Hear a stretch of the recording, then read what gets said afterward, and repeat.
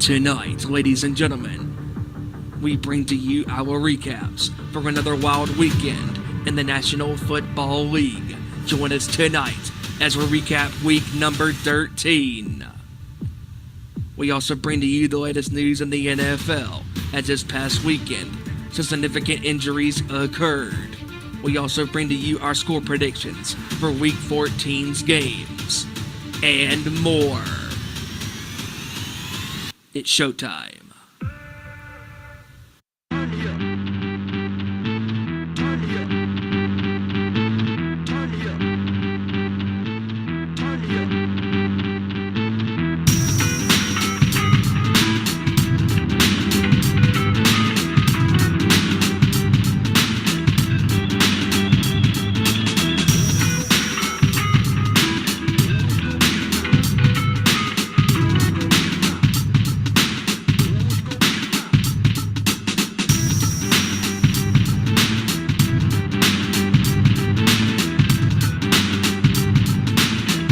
From the gridiron to the court, talking all that is sport, breaking down the latest news, scores, and more.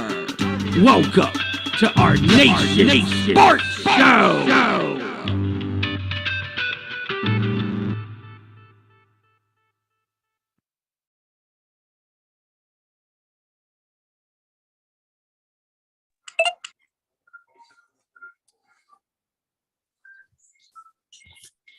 All right, here we go. Everybody here? All right, here we go. We are live. We are live. Once again, folks, it is a Tuesday, so you know what that means? You wanted the best? Well, they weren't available, so you get us instead. As it always is here on a wonderful Tuesday, it is our Nation Sports Show. We thank you guys for joining us once again. Of course, I am Ezra here with our crew as usual. Randy will be joining us a little bit later in the show. As he's got some stuff to take care of before he joins us for, of course, our NFL score predictions. But we got that coming up. We got NBA talk. We got whatever else talk we got in the wonderful world of sports. And it's going to be a great show as it always is. And, of course, we want you guys here to interact with us. And there's multiple ways you can. Of course, you can follow us on Twitter at Owen_Sports Show, Facebook.com/Our Nation Sports Show, and, of course, Instagram.com/Our Nation Sports Show. And don't forget to follow our individual accounts. Of course, you can find them at the bottom of this video and in the tweets you see on our sports show channel. Also, you can follow the Nation's Corner at Nation's Corner on different social media platforms. You can find them there. Their shows, of course, Saturday at 7 p.m. Eastern, 4 p.m. Pacific time. Don't know if there will be a show this week. Probably won't be because most of the crew will be at Mission Pro Wrestling Silver Bells 2 this weekend in San Antonio, Texas. Check it out. These guys will be rocking and rolling. Our crew, of course, a lot of our crew will be in attendance, along with members of Busted Open. You can check them out. You can, of course, check out that show on Title Match Network. Last week, Nation's Corner, our crew had none other than Brian on our show to talk about the show and to talk about all the great matches coming up and what to expect. Don't forget also to follow my crew at Too Sweet Cosplay across all socials. It will be making some big announcements coming up in January, so check out our socials for that as well. But enough of my yakking, enough of me promoting my stuff and shamelessly doing it like Gene Simmons would at a Kiss concert. But enough about that. Let's get going. We got a lot to talk about. And let's bring it in first with our buddy there rocking the number 54 and that San Francisco 49ers logo. Of course, we got a lot to talk about him with the injury to his QB1, and we'll get into that in a little while. It's our buddy here, Nicholas John Bosa, the Defensive Player of the Year. No, I'm kidding. We wish Nick Bosa was on the show, but he's not. We got the next best thing. It's Kevin Rory. What's up, man? What's going on? It'd probably be a little funnier if Nick Bosa was on the show. If you ever heard him talk, he's hilarious. But anyway, good to be on the show this week. I missed the last 2 weeks, and it's good to be back because I got some bones to pick. Not just the bone, some bones to pick with some of these games and some of this scheduling. But anyway, let's get to it. Well, if he was on the show, we probably have some sense of relevancy. But then again, that would mean Steven would have some sense of relevancy, and we can't have that on this show. But next on our list here is the man right here, with no longer in his closet, but actually in a room. None other Joey Thornton. What's up, man? What's up, everybody? But first off, I was never inside of a closet. I just had it as my background, but I was never in it. But yeah, I hope everybody's having an amazing Tuesday. I had a sweep, I guess you say a bittersweet weekend because my dad came up for a few days after not seeing him ever since COVID hit. So it was nice being able to spend some time with him. But it was also kind of bitter because my Alabama boys got left out of the playoff. But it's okay. The hate for Bama is strong. And with the playoff expanding to 12 teams next year, we'll be back. So there's always next year. But anyways, let's go. Absolutely. And we are going to get into the college football playoff announcements as well. That's definitely is one of the hot button topics we're definitely going to get into and talk about. But next, of course, we got the matriarch or this patriarch of this fucking show. Without him, as I always say, this show would not exist. This show would not be possible. My heavy metal brother from North Carolina, who fires up the crowd more than Phil Anselmo did this past weekend at Heaven and Hell Fest, where Pantera did their first show in 22 years. And speaking of hell, we're going to talk about a big moment in just a second. Me and Steven have to mention.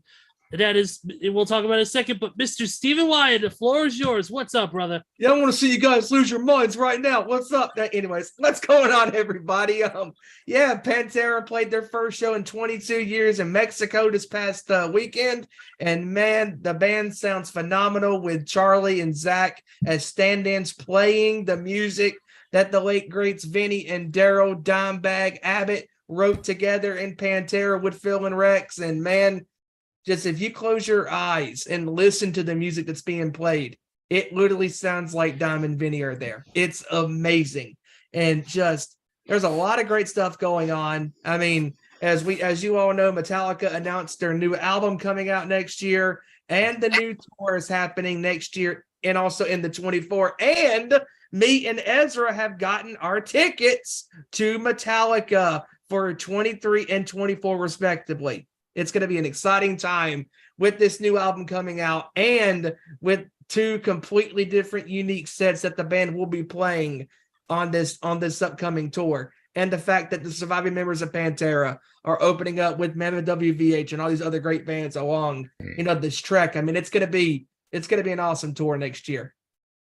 I agree. Now, with that being said, let's talk about sports, baby. Definitely. Real quick though, before we get into the sports talk, definitely. Yeah, those tour stops. Steven is going to Arlington, Texas at AT&T Stadium. That's where he'll be seeing Metallica there. Of course, I will be seeing him at Soldier Field in Chicago, August 9th and the 11th, 2024. Pantera and Mammoth WVH, as he said, will be opening up. And then on the first night, second night will be Five Finger Death Punch and the horror metal band Ice Nine Kills, who will be opening for them. And one thing I did mention, Heaven and Hell. Well, there was a true meeting between Heaven and Hell this past weekend at that show because Striper's Michael Sweet took a photo with Merciful Fate's own King Diamond. A true meaning of Heaven and Hell. If you know Striper being a Christian metal band known for throwing Bibles out to the crowd versus the guy who wears an upside down cross on his forehead and has a goat's head and a pentagram sitting on his backdrop. But what a cool moment it was, them two taking a photo, having a conversation. That was, of course, covered by Paul Gargano of Metal Edge magazine. And it was a cool thing to see. But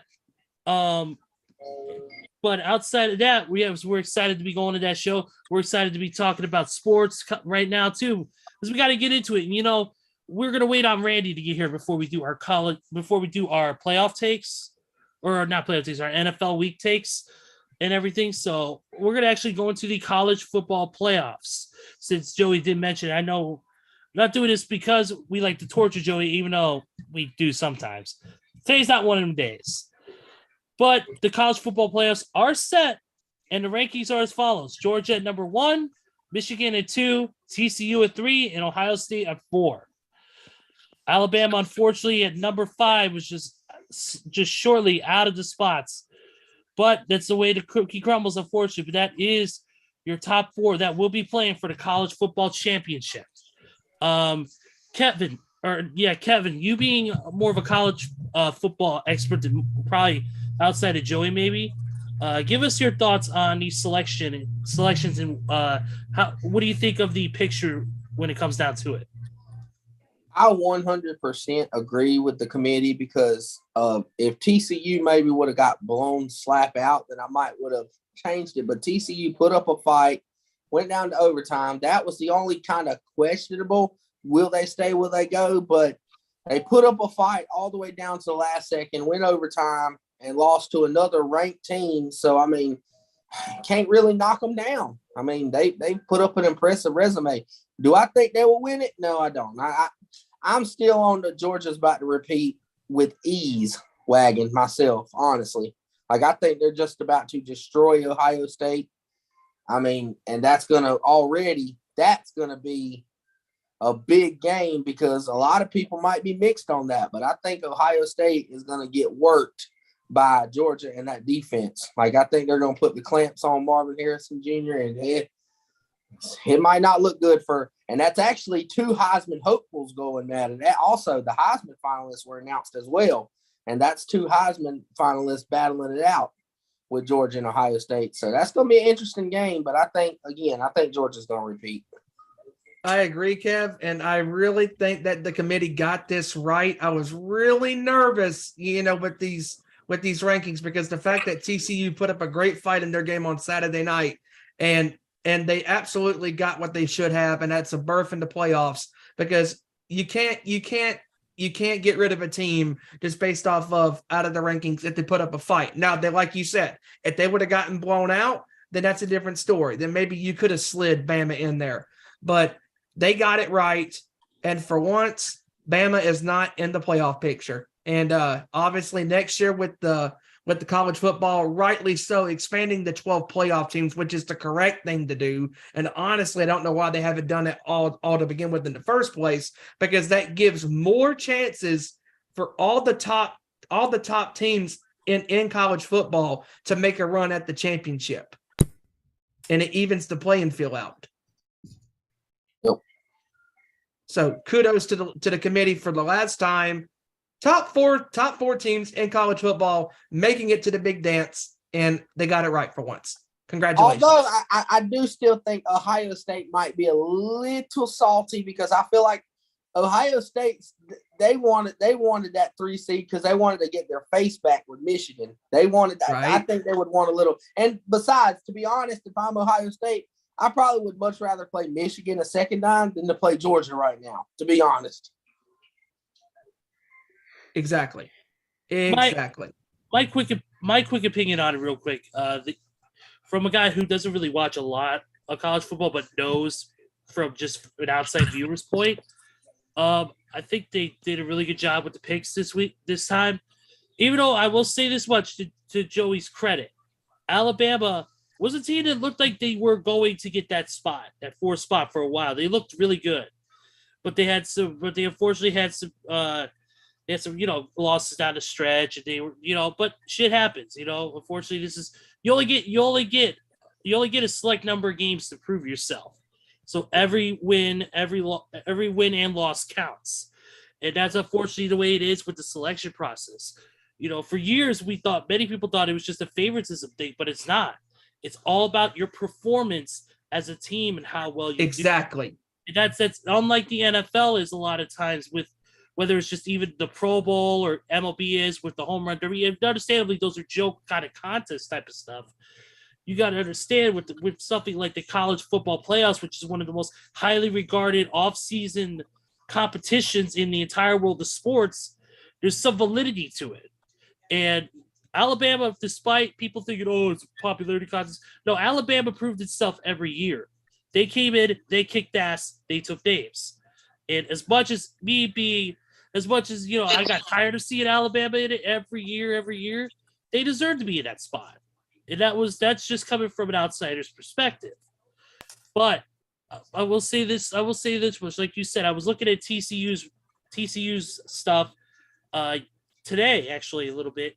They're a really solid team, and they deserve the spot they're in. I doubt they'll win. I doubt they'll get to the championship game, but you never know. All it takes is one score, one defensive play, and it all changes. But I will say this much though. Most of those teams, like you looked at, for instance, Georgia. Like this is right here, their win streak is 13. They ran off 13 wins in a row. Insanity. Like how do you fucking do that? It's like insanity to think about, winning 13 games in a row. That's like the Undertaker's undefeated streak at WrestleMania. Exactly. It's insanity. Exactly. But do I think Alabama, even if let's say TCU were to make it, does Alabama go in? Absolutely. I mean, they are ranked number 5 for a reason. So, I mean, they did get the picks right, but I will say this much. I'll say this much, and I give Joey a lot of credit for not ranting and raving and going off like a absolute crazy man. Like I know sometimes he does it more in a calm manner, where Steven sounds like Jim Cornette after he watches a Kenny Omega match. But I think they got it right. It's a spot fest. Yeah, Kenny Omega, that dumb son of a bitch. But I think they got it. But I think they got it right. But Alabama was just close, but they just lost out on the cut. Joey, your floor. All right, well, time to give my 2 cents, and my 2 cents is going to make a certain team's fan base extremely pissed off, and honestly, I don't give a care, but this is my 2 cents. I'm not going to undermine TCU because TCU has looked very phenomenal this year. I can't lie on that, because even though they play in a conference that doesn't know what the word defense is, that of course being the Big 12, TCU put up a lot of great points this year. They had a lot of great games. They had one of the best quarterbacks in the nation in Max Duggan. But the one team that I want to piss off more than anybody is Mr. C.J. Stroud and the Ohio State Buckeyes. Because let me tell you, yes, Bama had 2 losses this year. They were really close games. Both games were lost on the last possession on the road by a combined total of 4 points. I get that. Sometimes things happen. Ohio State's loss comes on their home field by 3 touchdowns to a team that has lost their star running back for the rest of the year. And you're telling me that Ohio State deserves a spot over Alabama? Give me a freaking break.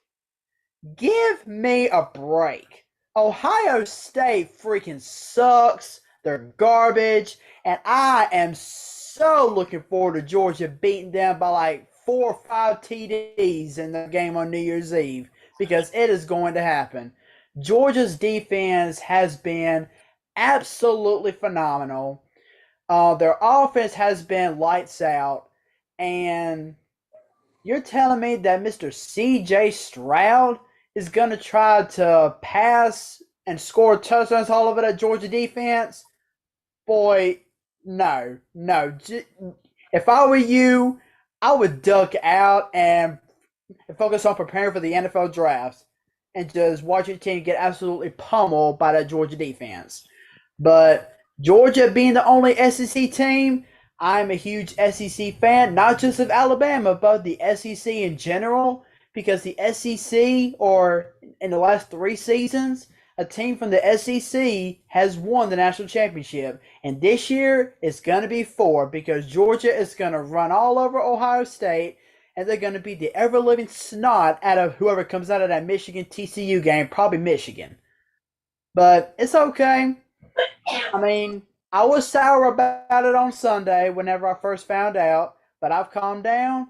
And now that the playoff is expanded to 12 teams next year, it'll give Bama and all these other schools that deserve a spot more chances to prove themselves. And honestly, I'm already looking forward to next year. So there's my 2 cents. Great take, Joey. Great take. You don't sound bitter at all. Yeah, that's because I'm hiding it on the inside.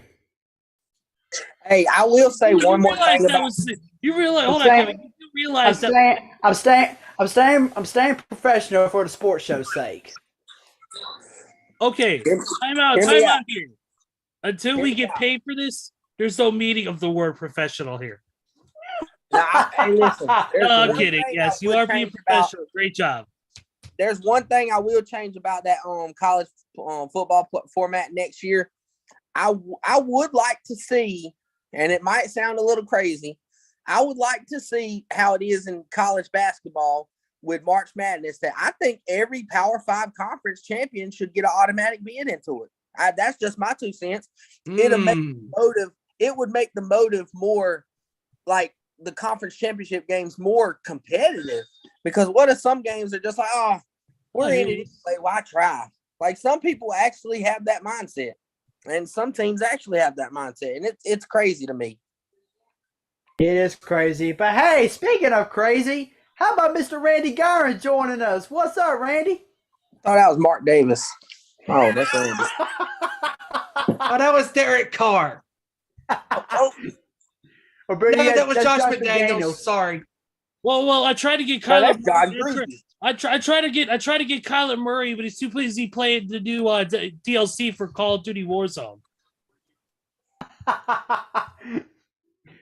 But yeah, one thing that the College Football Playoff Committee is getting right before Randy gives his intro is the fact that every Power 5 conference is gonna be seeded based on how they finish, like 1 through 5. And honestly, I think that's the best idea. And giving all these group of 5 teams a chance to really see what they can do against the big boys. So I'm looking forward to it. I can't wait. Hey, Randy. Hey, what's up, Randy? Randy, welcome to the show, my friend. What's up, Randy? Hey, what's up, guys? How y'all doing tonight? Everybody doing good, I hope. Yeah, We're doing great. we're just discussing the college football playoffs, the selection for this upcoming playoffs. We gave our 2 cents each about the selections and what we think of the overall picture and what we think is going to happen. What are your thoughts on that? Well, it's kind of bittersweet. I would much rather have Ohio State gotten in a little differently. To be honest, I mean, they can't keep laying eggs against a certain team, and that'll remain nameless. That of course I hope TCU absolutely annihilates, but I'm not certain that the Buckeyes even deserve to be in there because Georgia's a hell of a team, and we'll see what happens. So Yeah. it should be interesting, and go Buckeyes. Okay. Okay. All right. That was pretty good, guys. All right. Yep. Let's get into a little bit of NBA news and one of the things I wanted to talk about. We talked about this. One of the things we want to talk about is James Harden came back the other night and lost in a double overtime as the 76ers fall to the Rockets. Wow. You lose to your former team. Congratulations, James Harden. I wonder if he ate too much before he came to the game. Wouldn't doubt that. Maybe. But there's one little nugget there, and then one other thing is the Nike has officially announced that it's terminated its partnership with one Kyrie Irving. Oof. No Wow. surprise. Once again, the shoe continues to drop after his knowing support of an anti-Semitic film. I wonder what Wow. Not surprised. Not No. surprised. Listen, I'm gonna say one thing. about it. Listen, And I'm not calling them the same person, but you've never seen Antonio Brown, Kanye West, and Kyrie Irving in the same room. Let me just say that. oh my God! Just saying. You put them three together. That's asking for trouble. Yes. You got one guy who appears on the show wearing a mask talking about Nazis. You got one guy who's sporting an anti-Semitic book. And then you've got the other guy who's just borderline batshit crazy. Well, then again, that can be described for all three, but mainly Antonio Brown. Right. My God. The dude is more mentally unstable than most patients at Arkham Asylum. Oh, hey. So yeah, but speaking of that, we got to talk about that. That's one thing we got to talk about here in a second. But That's right. Continuing in the NBA news, or continuing a little NBA notes. Right here, Kawhi Leonard returned from injury in his first game since November 21st and pulled off a buzzer beater to beat the very incredibly crappy Hornets. Yes. Oh my God. Jesus. Yeah, but real quick, guys, we talked about this in the pre-show. Randy, you weren't on, but Kendrick Perkins had some poignant comments about one Anthony Davis. He said that Anthony Davis should be in consideration for early season MVP. Wow. Which we all know in this room that role should go to one Luka Doncic. Yes, sir. And Take the you lead know on what? I'm just gonna say this one time and one time only.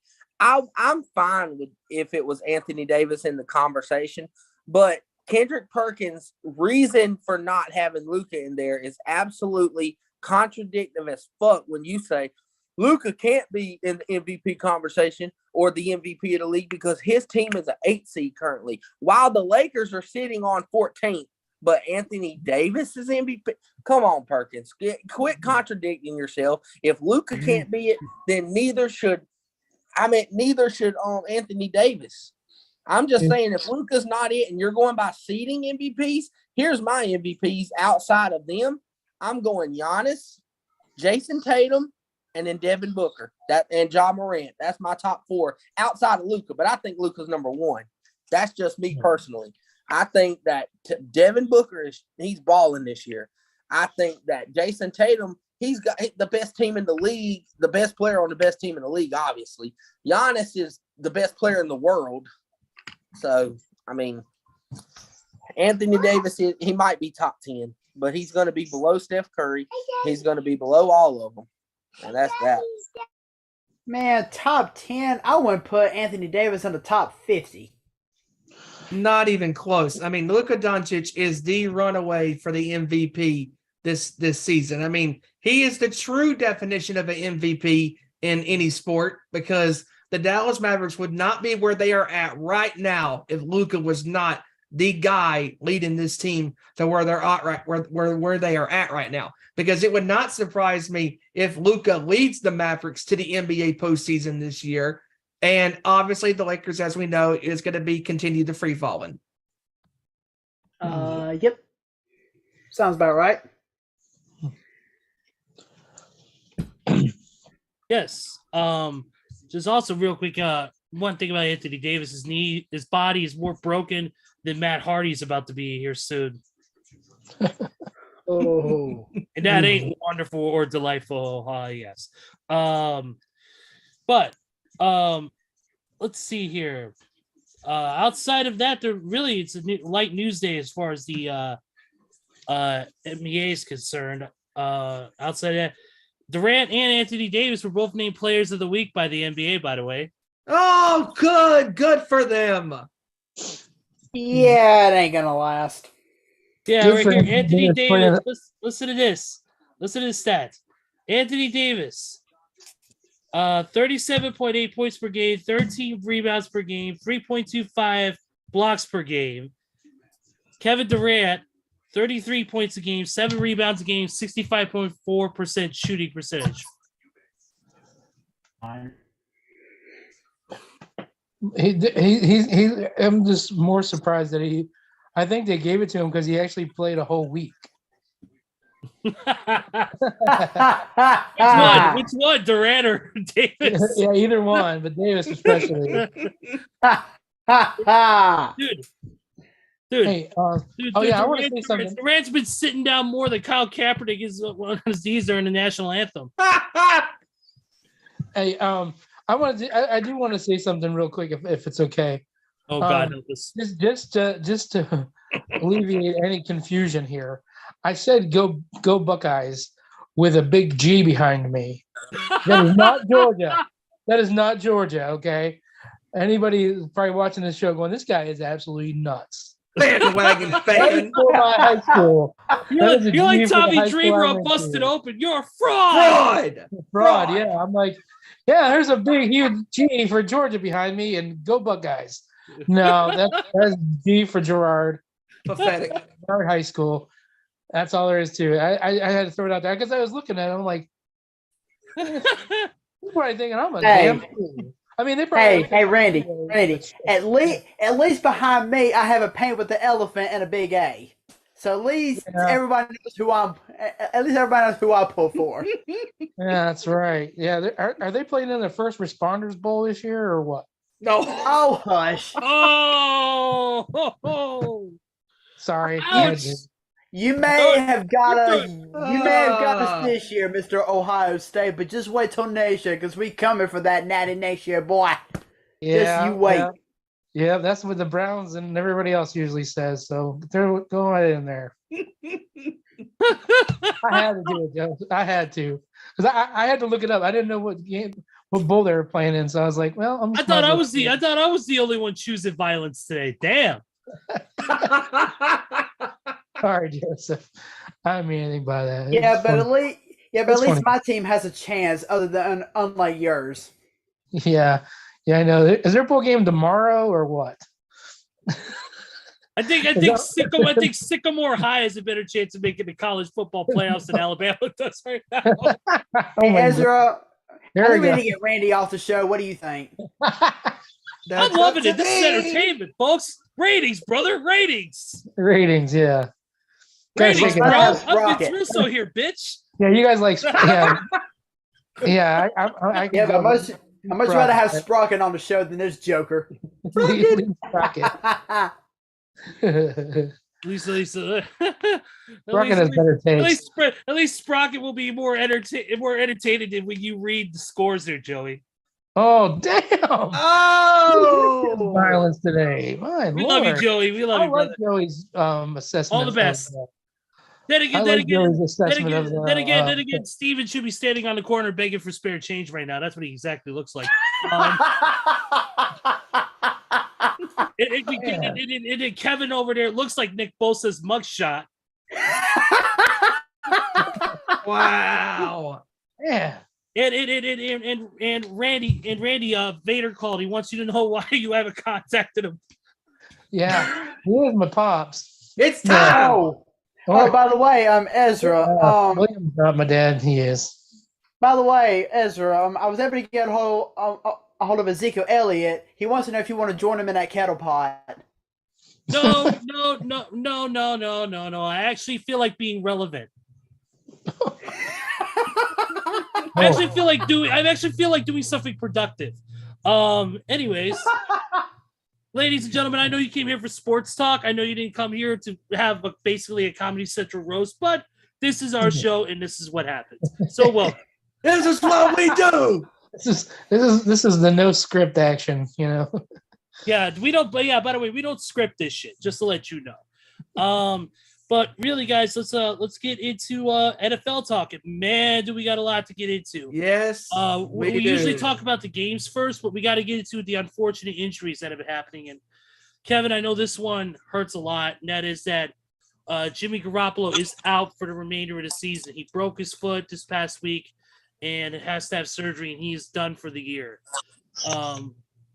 Kevin, being a 49ers fan that you are, and knowing how much you love the team and how much of an expert you are on the team, give us your insight on the Jimmy G injury. And I know that the 49ers have signed. I know they brought forth their third stringer, I believe. Correct? Yeah, that's right. Okay, then what are your what are your thoughts on? And do you see? I know Jimmy G said he's open to returning next season. Do you see Jimmy G coming back after this injury is over? after his injury? Honestly don't, but that's from a financial standpoint because Nick Bosa is due for a payday, and if he wins Defensive Player of the Year, he's about to break the bank for defensive ends this year, but only because of that. Jimmy G's had one of his best seasons of his career this year, ranking in top 5 in every quarterback category, and including touchdown to interception ratio, including passes per attempt, passing attempt. Like he's balling out this year. But with that being said, Brock Purdy came in. He was the last pick of the last round, Mr. Irrelevant.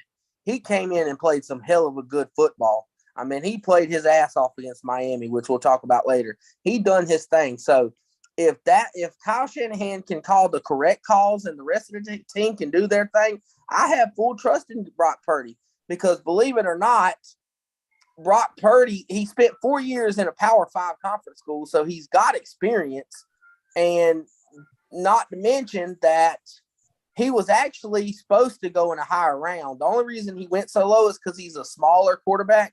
But they said if he was 6'3" or 6'4", he would have went in the second round, which is pretty big, saying that means he's got some talent behind his arm.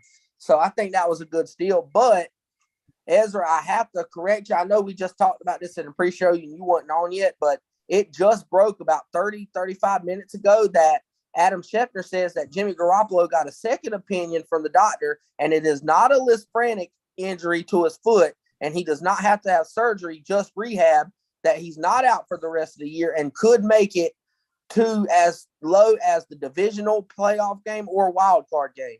So Jimmy Garoppolo expected back for the playoffs, but depending on how Brock Purdy plays, if they're rolling, I honestly say keep the kid in, let him roll.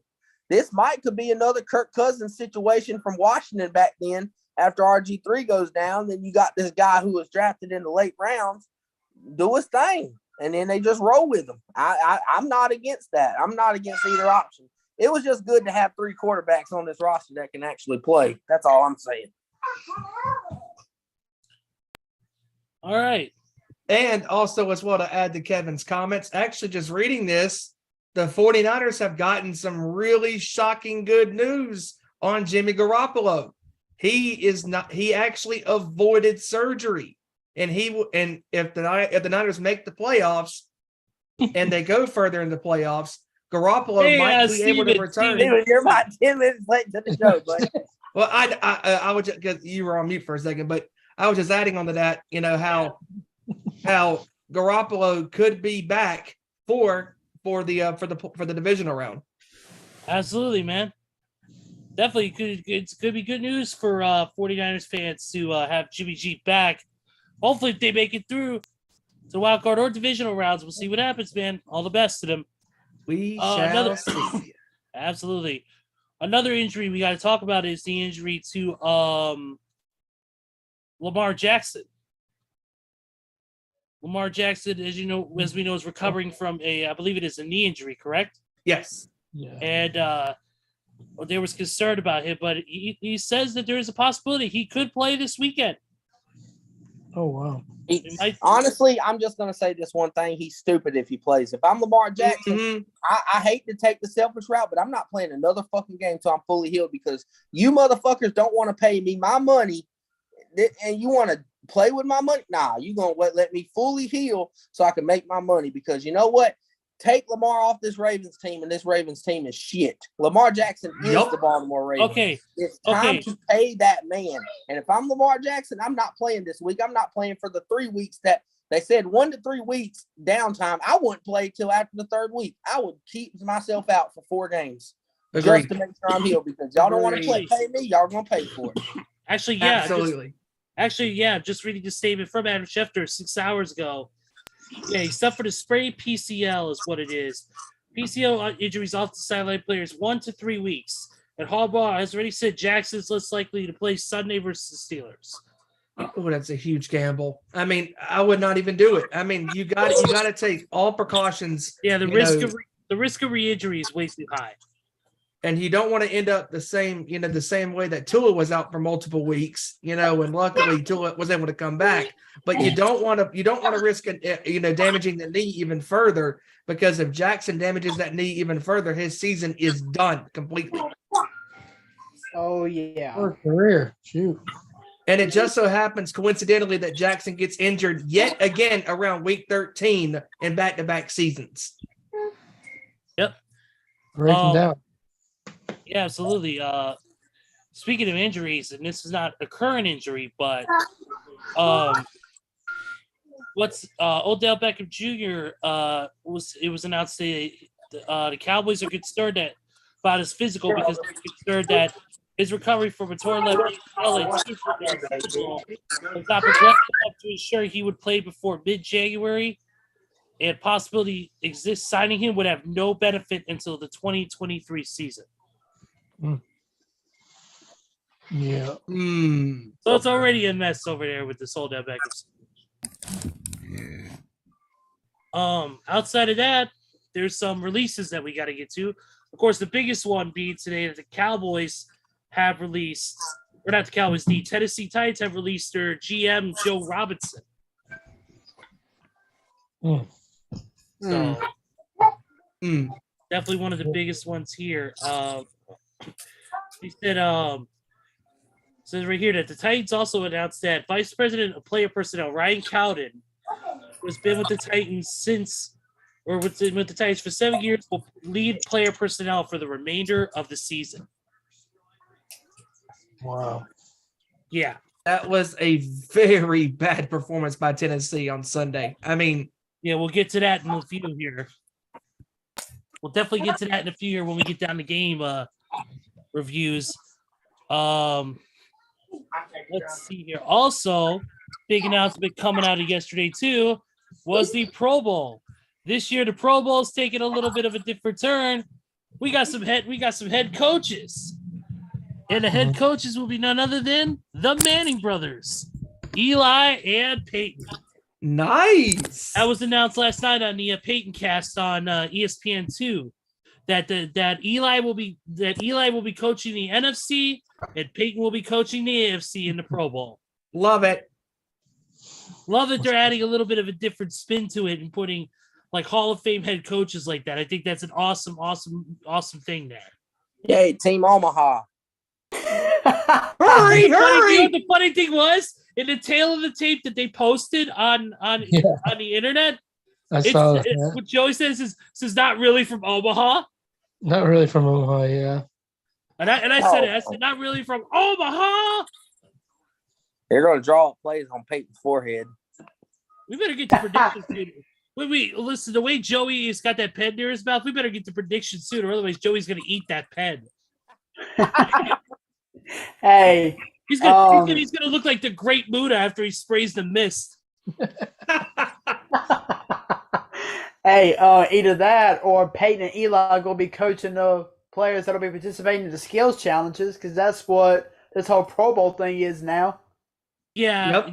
Well, basically, they're the head coaches, period, of the Pro Bowl. That's what they're doing. That's according to what was posted. Of course, I think you were the one who sent the photo of the graphic, right, Joey?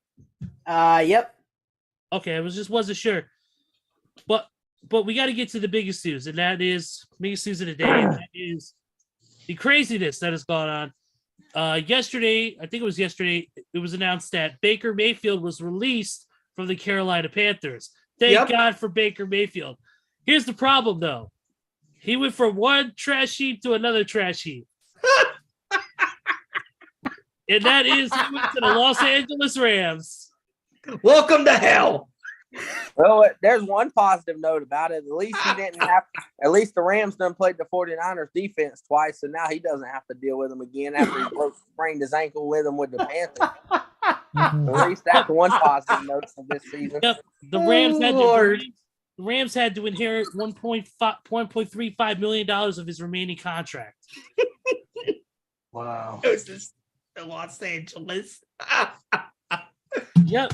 Welcome to the lake. Speaking of 49ers, they did sign Josh Johnson to a 1-year deal. Back up. Okay. Yep, Good. and Good. Okay. yeah, the Broncos have released veteran safety Anthony Harris.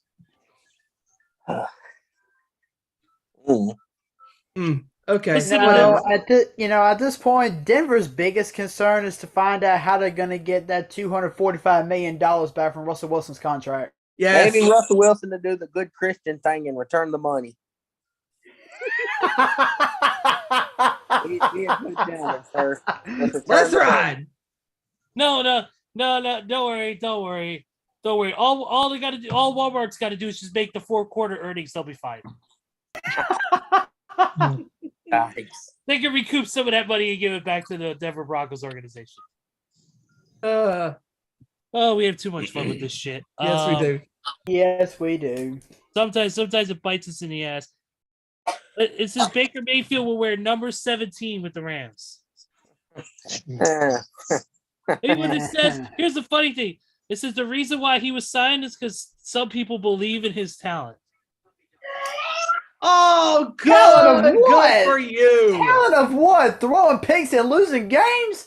Golly, and playing football is based on that, and Baker Mayfield being a Hall of Fame by I'm now. just going to read one stat because I know we got to move along. But Go ahead. Baker Mayfield has posted the lowest QBR this season that has ever been recorded other than Jamarcus Russell. What does that tell? 18.2. Jamarcus Russell had like a 16 for crying out loud. Mayfield did a good job of keeping up First Energy Field or whatever that stadium is in the Progressive commercials or whatever it was. He did a good job of that. That's about it. Yeah, his commercial to playoff appearance ratio is all out of whack. Got about 100 commercials, about one playoff appearance. Yep. Definitely. Yes, but before we move on, I'm checking real quick for anything else. Let's see what else do we got here. Oh, the Commanders Giants game for week 15 has been flexed to Sunday Night Football. Smart move because this game is going to have serious playoff implications. Yep. Yeah, people are going to want to see if they tie again. Oh yeah, real quick. Other injury news we got to talk about is Tua. Tua, real quick. He suffered an ankle injury back on Sunday. Yep. Would too, getting hit by both of that many damn times. Mm-hmm. Yeah, man. But let's get into it, guys. We got the games to discuss. We got to get through. So let's head to it real quick. As I go through my 25 tabs to find it. There it is. All right. Of course, we had the Thursday game, Bills and the Patriots. Bills stomped the Patriots 24-10. Not a surprise there. Next. Steelers beat the Falcons 19-16. What's new? Congratulations, Pittsburgh. Well, I don't want to get too many on Pittsburgh. Dad might kick our asses when we get in the Zoom room later. I think I was close to that score. Yeah, I think you were. I think it was like 20-16. This was a bar burner. The Ravens beat the Falcons 10-9. Yawn. I mean, the Broncos. Well, close enough. That's right. Yeah, let's ride to another L. One touchdown score for the entire game, and I think it came with like a few minutes to go in the fourth quarter. Yep. You know what? I got it. In respect to Walmart, they are let's riding all right. They're just paying their respects to the Walmart buggies that can't hardly fucking roll, and they're down the. That's how the Broncos are playing right now. Let's ride all right. Hey, what do you know? Walmart. The Denver Broncos are just like Walmart's prices. They stay low. The scores stay low, just like the prices do. All right. Which is all false narrative. Yes. The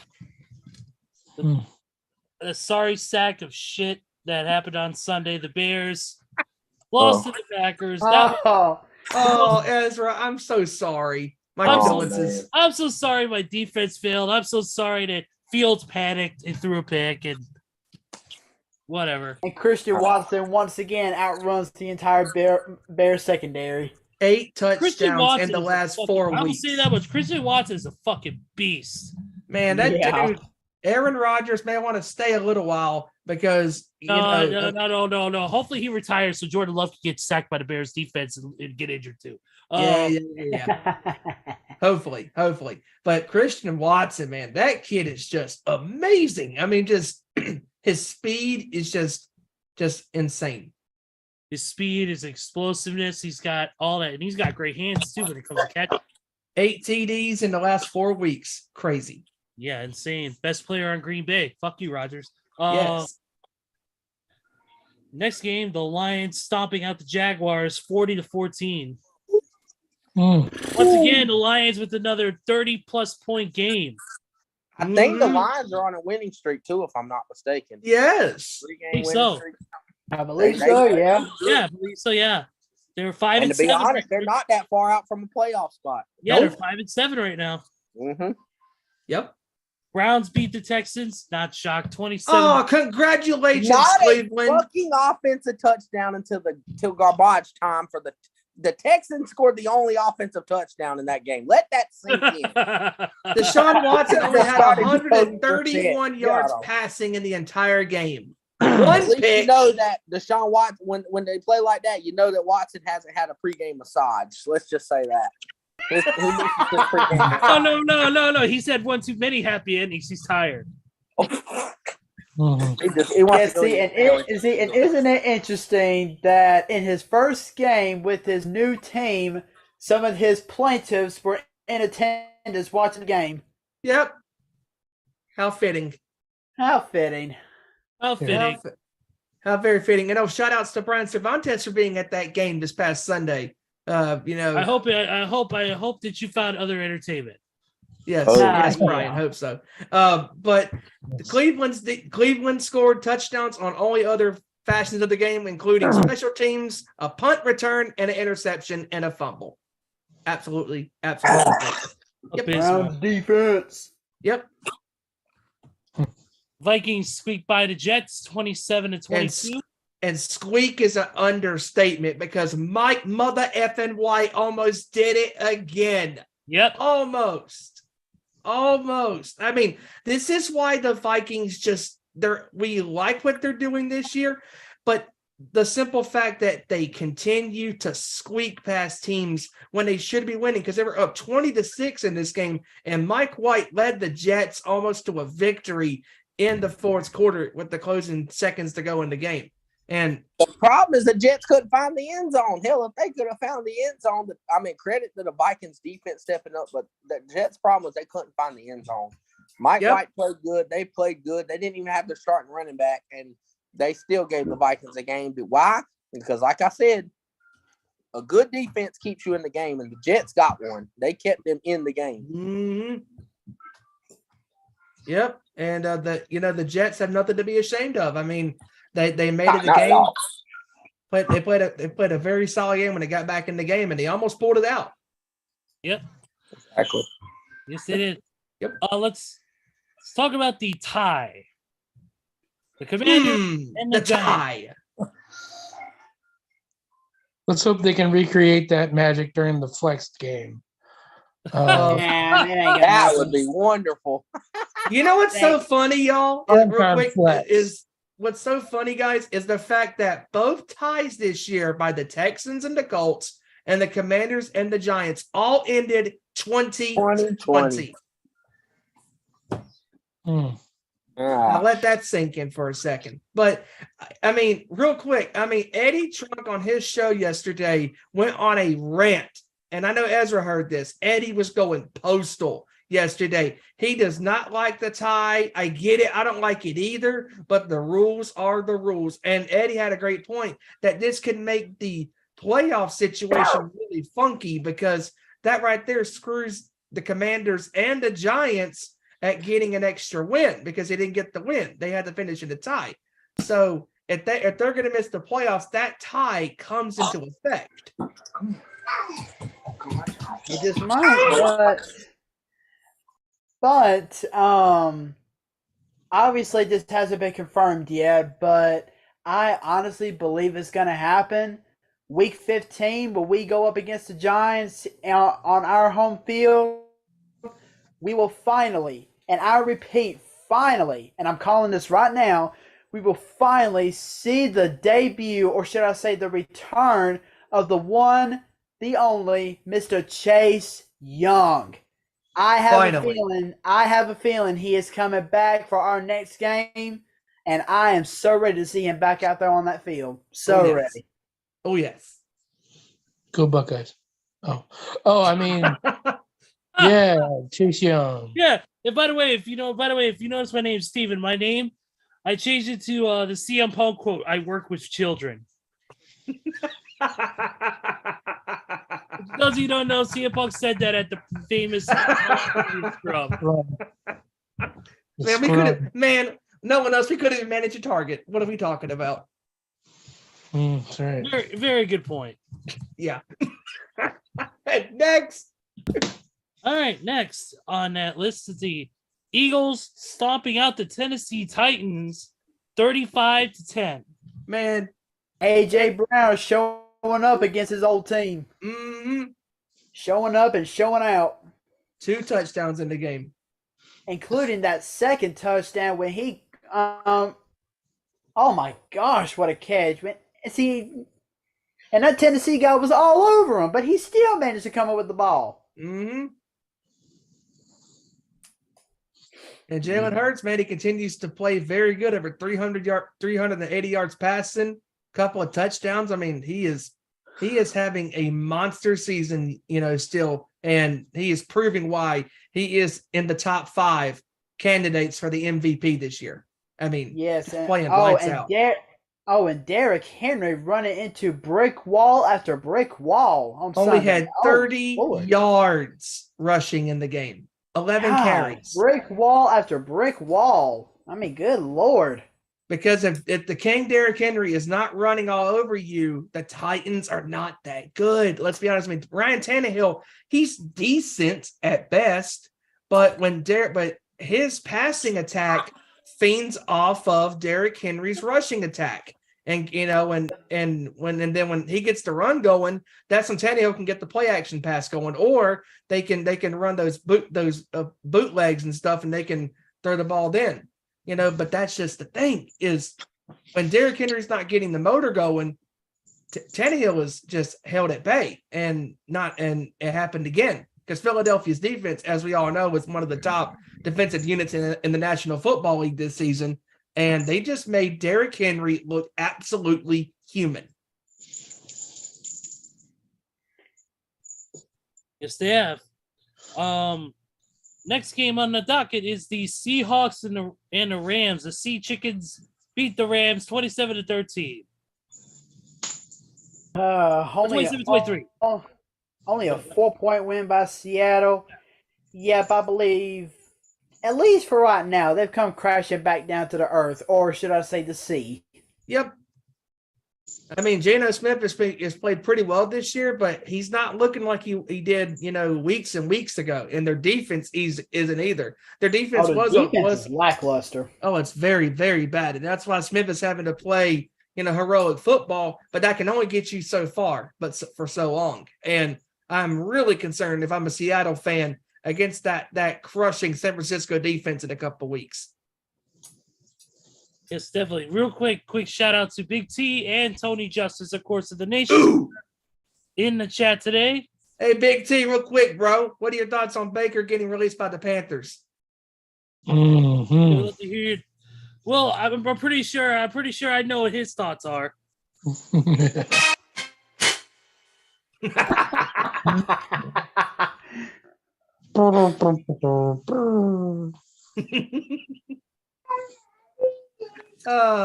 Excellent. He's probably also thinking, I can't believe you've done this. Yep. All right, let's talk about your 49ers next, Kevin Rory. That is, of course, your 49ers big win 33-17 over the Miami Dolphins. Both teams are now tied at 8-4. Everybody still keeps, this defense ain't that good. Okay, you stop the number 1 offense in the NFL, and they're not that good. I mean, come on, man. Numbers don't lie. And as far as our quarterback situation, our quarterback situation, I will be fine with as long as they don't turn the ball over. I'm okay with it because there's plenty of teams in the past that have won with a subpar quarterback. And I'll give you a perfect example. All of them had all-time defenses. The 85 Bears, the 2000 Ravens, the 2002 Bucks. I mean, come on now. This 49ers defense has that, like, legitimacy on defense. Like, all three levels have playmakers. Fred Warner and Dre Greenlaw are the best linebacker duo in the game. Nick Bosa, I mean, it just got to get there. That's all it is. And I tell you what, and everybody thinks, oh, well, the Chiefs and them's going to throw, and they can throw all over them in the playoffs. Not necessarily, because I'm going to give you another hint. The last time we seen a high-octane offense in the Super Bowl go against a legit, like, all-time defense, you know what it was? Legion of Boom, 2000. Shut down the Denver Broncos. Oh, and let me throw up some stats that year. Peyton Manning, that was the season he had 55 touchdowns. 5,500 yards passing, broke all-time records just to get shut down by the Legion of Boom. The 49ers have that kind of defense, and you've seen it against Miami. Like, okay, yeah, Tyreek, they had 2 busted plays that went for touchdowns, but other than that, nada. They shut it down. They got the 2. They hit him. They were physical. They stuffed the run, linebackers flying around. That's the recipe for success right there. The 49ers exactly ride that defense, ride it like a wave all the way as far as they can get.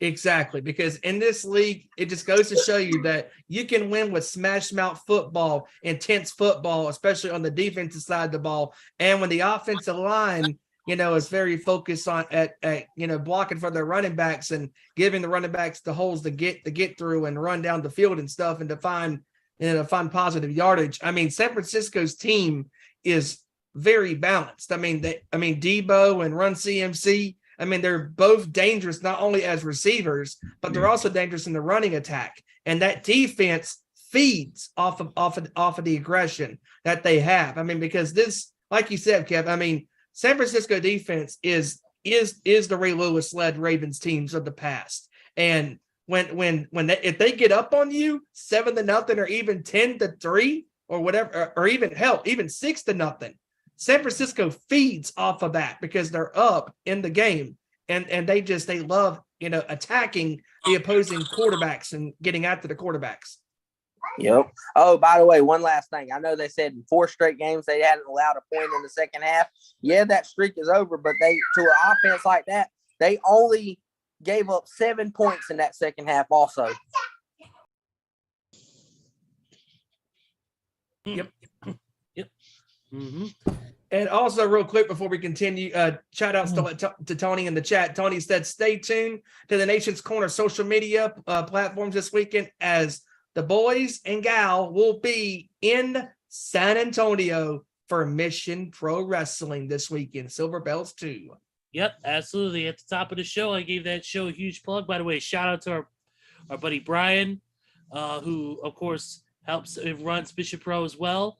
One of our good buddies there. Shout out to him and shout out to the entire Bishop Pro team and all the wrestlers and all the workers who are going to be doing the show this weekend. We wish them the best. We hope they have a safe show, a great show, and hopefully we have some big numbers on Title Match Network this week with the big matches, including a big, huge heavyweight title or women's title match. We got Bishop Pro Championship match. I mean, we got so many different titles, tag team title matches, of course. Check out versus JP.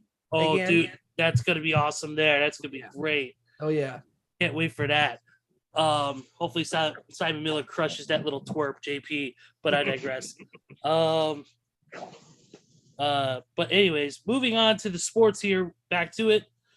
Chiefs lost to the Bengals 27 again. Joe Burrow seems to have the number of one Patrick Mahomes this time around. Yes, he does. And also a crazy stat to go off of here is since November of last year, Cincinnati is 3-0 against Kansas City. Kansas City as overall against the rest of the league is 20-2. Yeah, but the question is, how much longer can Mr. Joe Cool keep it up? Because eventually Patrick Mahomes is going to catch fire in a game against Cincinnati. Exactly. And that could happen in the postseason. You could. Yep. Because Mahomes is going to use that as motivation to want to beat the Bengals, especially in a big playoff scenario. Because because more than likely, I think Cincinnati and Kansas City are destined to meet in the 2022-23 postseason. And Mahomes is just going to use that to fuel his fire. And he's just going to be wanting to beat them even more now, especially with, because the playoffs, it's win or go home. And I mean, I gotta give the Bengals a lot of credit. I mean, I didn't know what to think with this offensive line, Sunday, but they kept Burrow up pretty good, and the running attack and the receiving attack, and the defense attack. I mean, it was just, they were all clicking on all facets of the game. And the Bengals, man, they continue to have the Chiefs number. And I think that can change if Mahomes can make adjustments. And that also keeps the Bengals in race with the Ravens in the AFC North division. Yep. Yeah, absolutely. Yep. Kevin. That's why I said the Lamar Jackson injury is very key, because the Bengals can overtake that division just like that. Mm-hmm. So they can. Absolutely. The Raiders won another game. They beat the Chargers. Hey! 3 wins in a row. 4 out of 5. Josh McDaniels is balling it up now, coach of the year. Yeah, 4 out of 5. Yeah, they better go ahead and sign it. They better go ahead and sign it to a 5-year extension before somebody else snags him up. Oh, wait, I'm sorry. They can't get rid of his ass next year because he's stuck. They can't. Somebody can have him. They can get him for a sandwich for all I care. Hey, I'll give you this stat right here. It says players this season with more than 2 games recording over 100 receiving yards and 2 receiving touchdowns. Devontae Adams. That's the list. Wow. He has 4. That's the list. Nice. Crazy. So, you know what, Randy? I actually thought of a very interesting trade offer. He's been very, very, very much worth it. What's that, Joseph? If you give Alabama Josh McDaniels as their offensive coordinator, we'll give you guys Bill O'Brien. How about that? No, we're good. We're good. We're good. Hey! Either way, Randy. No offense, but Josh McDaniels and Bill O'Brien are both hacks. Sorry. Yeah. Oh, I got a better one. Randy could just bring in Kendrick Perkins since we're bringing in ESPN. Oh, Lord. Oh, there you go. Yeah. Wow. Let's not go that far. Wow. Hey, you know what? The process, in the process, we'll give you guys the former Bulls head coach after Thibodeau left. Yeah, we'll give you Matt Nagy. How about that, Randy? Huh? Yeah, Matt Nagy. We'll give you Mark Trestman. Oh, no. God. Matt Rule. Go Argonauts. No, don't make Steven sad. Matt Rule, he misses him, I'm sure. Oh, you could have Chip Kelly. There you go. Oh, he's been. I know. He told me in a text he's been crying in his Baker Mayfield jersey. Yeah. Oh, speaking of Matt Rule, have you guys heard that he is now the head coach at Nebraska? He signed an 8-year deal. Oh, good. He's somewhere deal. where can't nobody hear from him. Good job. Just printing money. Nobody else goes to Nebraska, anyways. Yeah. Exactly. So nobody can hear from him. He's going ghost. In space, nobody can hear you scream. In Nebraska, nobody can see you coach very badly. His job is safe. Yeah, he don't have to worry about getting fired. Nobody knows he exists. Oh boy. Anyways, moving on to the Sunday night game, which was we gather here today to remember the Indianapolis Colts after they were murdered by the Dallas Cowboys. How was this even a game? That was just overkill. That was just, first of all, how the hell was this even a game three quarters in? And then in the 4th quarter, the Colts just self-destruct. I mean, 5 turnovers, and the Cowboys scored 33 points in the 4th quarter. I mean, that's just crazy. crazy that this was even a game for 3 quarters. I mean, Dak was making mistakes. The defense was making mistakes. And then in that fourth quarter, the Colts just imploded. And the Cowboys just they capitalized on every single mistake and every single defensive breakdown. I mean, it looked like the Cowboys were going to score over 60 points. That's how ugly this was. I mean, in that fourth quarter. Well, And I tell you what, again, Jeff Saturday's only win as a head coach against Randy's Raiders, wah, wah, wah. Including a murder by the Dallas Cowboys. I mean, it's the Cowboys. Come on, man. Come on, man. What the hell, bro? 51 last year. Come on, man. It's the Cowboys. And the Colts. Come on, man. The only difference is at least the Colts weren't fighting each other on the sideline. They just looked like a bunch of idiots standing there tackling dummies. Oh, what do you do? Didn't know what the hell to do. Nope. I'll say this much. If the Cowboys make it deep in the playoffs, then I will take them seriously and I will not clown on them. So, but then again, until then, game's on, bitches. Yep. But no, let's do this one. Same thing last season. They did the same thing last season. They blew out the Commanders or whatever they were called then. I hate to say it. Sorry, Joey. They did it. They blew them out, and now they did the same. So they'll just be right back to not knowing the rules and how to play when it comes to the playoffs. So basically, Randy, what you're saying is exactly what Stephen A. Smith said. Let me just read you what he said before. He said, "Listen, the Cowboys implode when the stakes are at the highest. They implode when they are the favorites. When people are actually saying these guys are Super Bowl contenders, that's when they implode. Once they get picked as a powerhouse team, they implode. This year so far, they have a 60% chance of making the Super Bowl with a 39% chance of winning, more than any team in the league, including the Kansas City Chiefs. Come on, man. Come on. No. They are going to implode. Just wait. It's on the way. You know what? It might even happen come wild card weekend. Just saying. Don't worry. We'll wait. They might lose to the 5-win NFC South team. Good God Almighty. I would not be surprised. Yep. Oh my God. Final game, Saints and Bucks. Oh, dear Christ. Yawn. God. Randy's best friend, Tom Brady, won again. Guess who won? Won again. Yeah, and he's gone silent right now because he don't want to talk about this game. I thought you meant Tom Brady went silent. Yeah, he has gone silent since Giselle left his ass. How do you lead for basically 90% of this game and then you implode in the next 5.5 minutes of the game? Hey, talk to Chicago. They did that against Green Bay. Mm-hmm. Jesus Christ.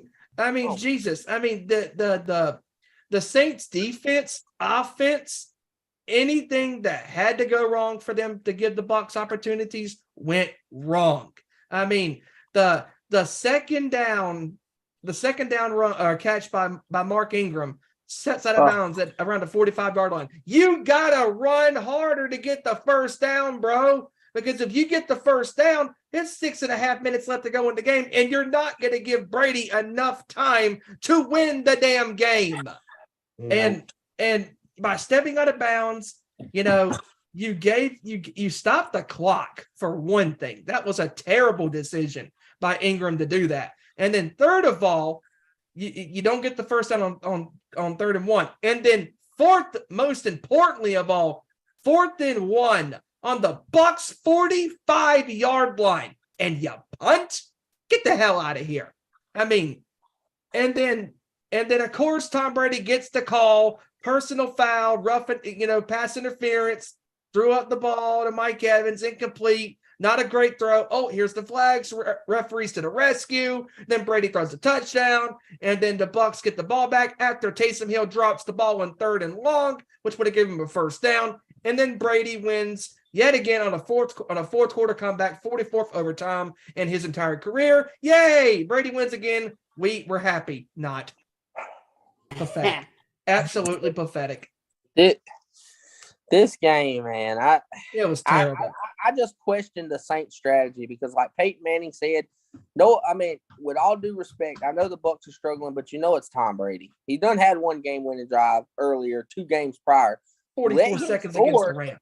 Let him score and save the time on the clock, and you try to make a run with Andy Dalton. And you try to go kick a field goal because you knew he was going to score. You just knew it all along on that last drive. The Saints knew it. Start calling timeout and give up the touchdown. That way you got a minute plus remaining and you could try to get in field goal range. Will Lutz is a pretty good kicker. Just give him a chance.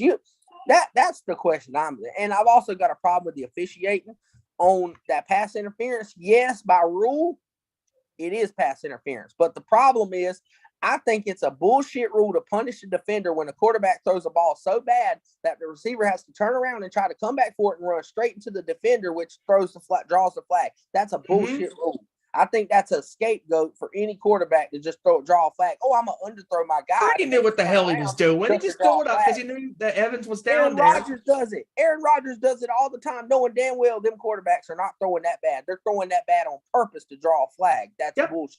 Yep. Bullshit. That's why. Yep.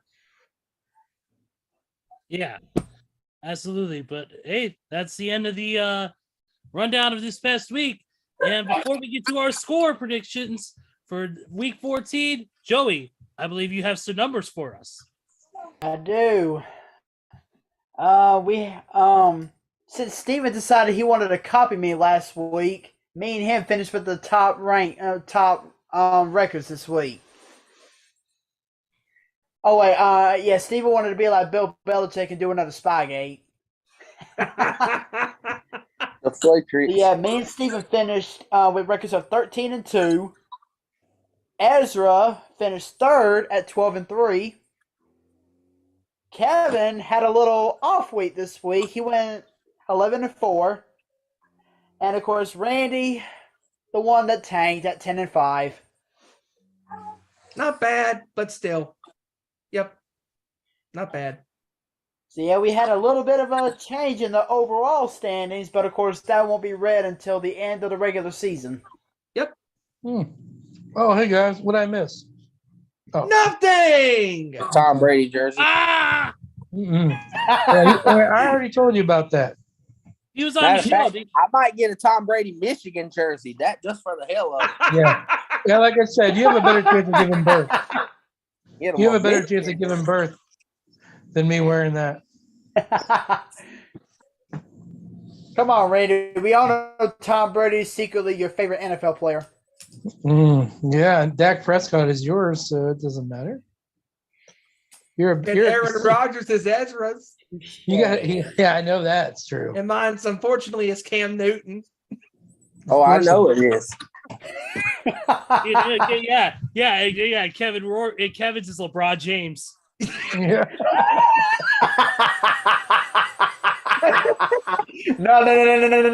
No. Kevin's is a mixture of Ben Simmons and LeBron. Oh shit! Yeah. You'll have a better chance of me pulling for a team in Taiwan than you would for pulling for LeBron James. And Rick Simmons. Oh God!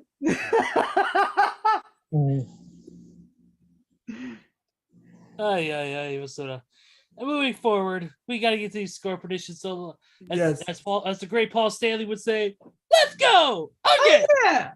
But yeah, we got in our last bye week of the NFL regular season, we have 6 teams on bye this week: the Falcons, Bears, Packers, Colts, Saints, and the Commanders. Thank God, we need a bye week. Man, that's a long. I need a week without stress. Right. That's I better not say that. Moving on. Now, let's move on for that real quick. Thursday night game, 7:15. Raiders, Rams. Yawn. Yawn. Yeah, maybe they'll tie, Joseph. What do you think? You're gonna yawn. Yeah, come on, man. I'm going Raiders 23-21. You know the drill with me. Pick whoever you think I'm gonna think. Yeah.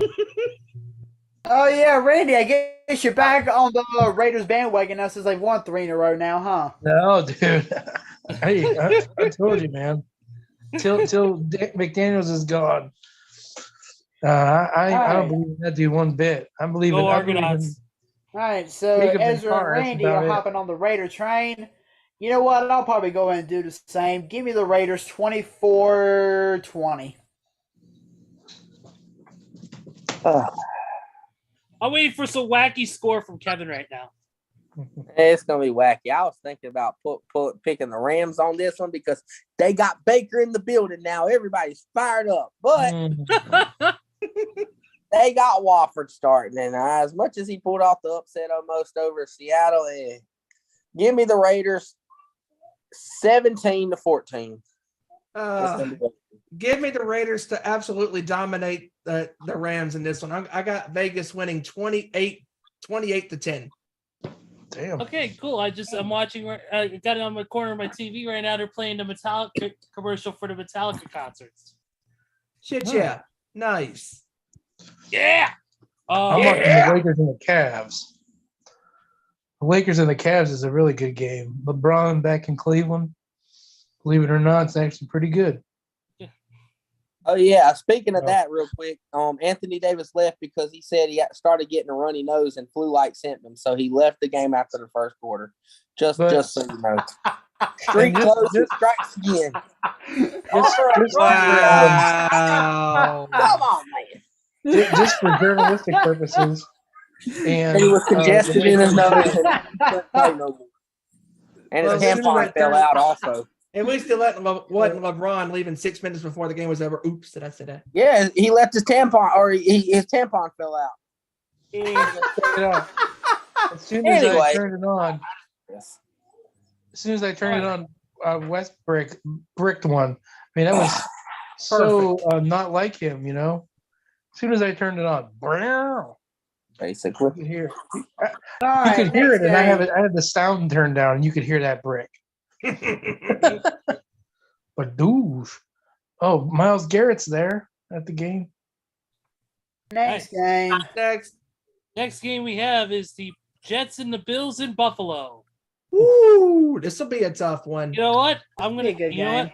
I'm gonna go with the Bills, but it's gonna be relatively close to say the least. I'll go with the Bills 31. Jets 27. I'm going Bills 27-24. Yeah. I got Buffalo 30-26. All right. I'm gonna go with the Bills. I'm gonna go 31-23. Ooh. Okay. I think the Bills are gonna pull it out too. But it's gonna be close. Give me 27-24. Okay. Same score as Kev. Nice. Cool. All right. Next game is the Battle of Ohio. It is Cleveland and Cincinnati in Cincinnati. Oh, Cincinnati by a long shot. Joe Give Burrow me wins Cincinnati in this one. I'm gonna go 31-14. I'm gonna go 31-17. I'm gonna go Cincinnati 34-6. Honestly, it's kind of tough. Remember, guys, we all picked Cincinnati and Cleveland thumped them on Monday Night Football. And Joe Burrow has not won a game against Cleveland in his career. So I'm still going to go Cincinnati because if it was Jacoby Brissett, I'm picking the Browns. But Deshaun Watson, that offense can't score. Give me Cincinnati 21-17. Ooh, Close. Okay. All right, Randy. Oh, hey, I was doing something. I'm sorry. Hey, I don't know. That's not the Battle of Ohio I want to deal with. I don't ever want to see. I didn't like it when I was Randy, a kid. Randy, I got it. You want to see the battle between Slipknot fans and Mushroom Head fans.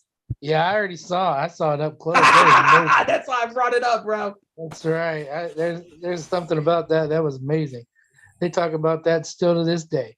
Woo! But I'll roll with Cincinnati on this and Joe Cool. It'll be that's if they want anybody to start taking them seriously, they got to beat the Browns. The Browns got their number, it seems. So I got Bengals winning 30-17. Okay. Yeah. All right. Next Sorry, game. Next game on here is the biggest route of the week so far, and that is the Texans and the Cowboys at AT&T Stadium. Oh Texans, Lord, easy. have mercy. Give me Give me the Dallas in Cowboys, this one. I'll go ahead and go first. Give me Dallas in this one, 41-6. Shit. I'm going 44-10. I'm gonna go Man. Dallas. I'm gonna go 45-3. Damn. Yeah, Let's whoop that hammer. ass this week. Woo! My Let's dear- hammer. Give me Dallas 33-13. All right, Randy. Yeah, I'll go 40-10 Cowboys. And I wish my spell check didn't mess up. I tried 42 times to spell Devontae Adams and it wouldn't work. Now it's right. Now it's right. Okay, I'm good. All right. Good. Next. Let's go. Here we go. NFC North Showdown. Lions and the Vikings. Ooh, Mr. this is gonna T.J. be a good one. Hawkinson going back to his old stadium.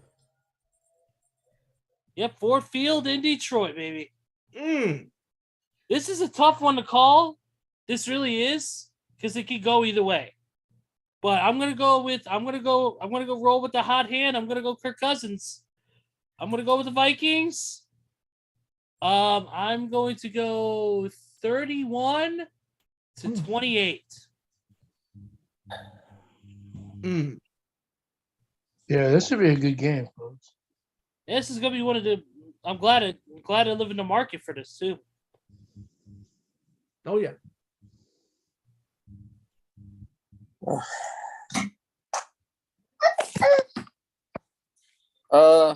I'm gonna go with the Lions. Give me the Lions Whoa. 28-27. Wow. Oh. Okay. Wow. All right. This is a tough game to call. It could go either way. Oh man, I'm gonna go with the Vikings to win in a close one. I'm gonna go 23-22. Yeah, I think the Vikings will win. We'll say 24-17. Yeah, I'm gonna go with Minnesota as well. I think it's gonna be a close game. I really do. Give me Minnesota. I'm gonna go 25-23. Whoa! Now that's an odd one.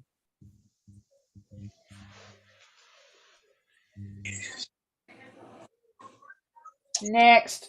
Okay. Next one is actually this one should be a really good game. This is kind of a tough one, but maybe not. Your thoughts? Eagles and the Giants at MetLife. Mm. I don't know. I mean, this is another true test for the football Giants, so we'll see what happens. It could also be a true test for the Eagles too, because they got Dallas nipping on their heels. Mm-hmm. This is a tough one. I'm gonna go with the Eagles. I'm gonna go with the Eagles. They cannot ride with the hot hand. It's hard not to not ride with them because it's just like I say all the time. The combination of AJ Brown and Jalen Hurts is the best quarterback receiver combo in the entire NFL, by far none. I'm gonna go with them. Give me this one 24-20.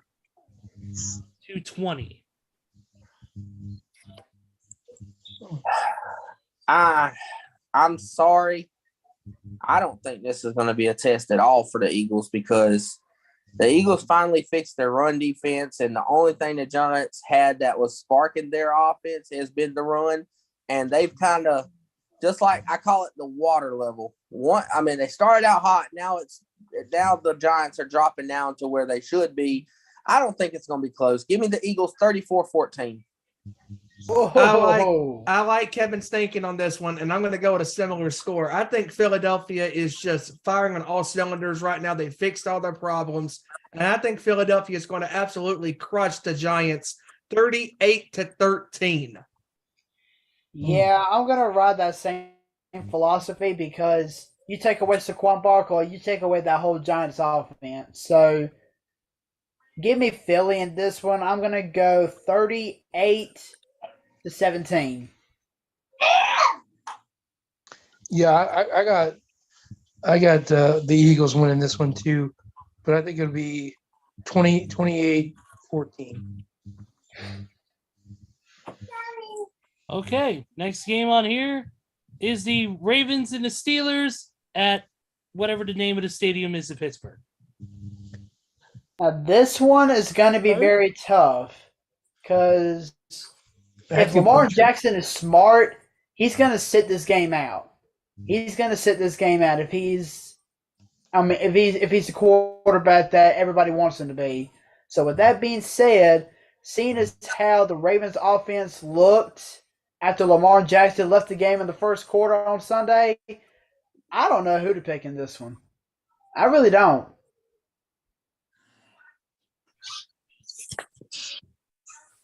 I'm gonna go. Yeah. This is a tough one. I'm gonna go with the Steelers. I'm gonna go with the Steelers. I'm gonna go 20. No, yeah. I'm gonna go 20-16.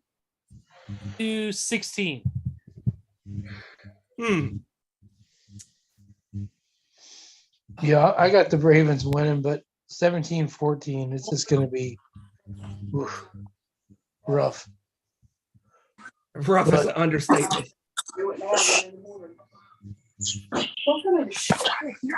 Yeah, this is going to be a tough game, a very tough game. I mean, because we don't know what Raven team we're going to be getting this Sunday.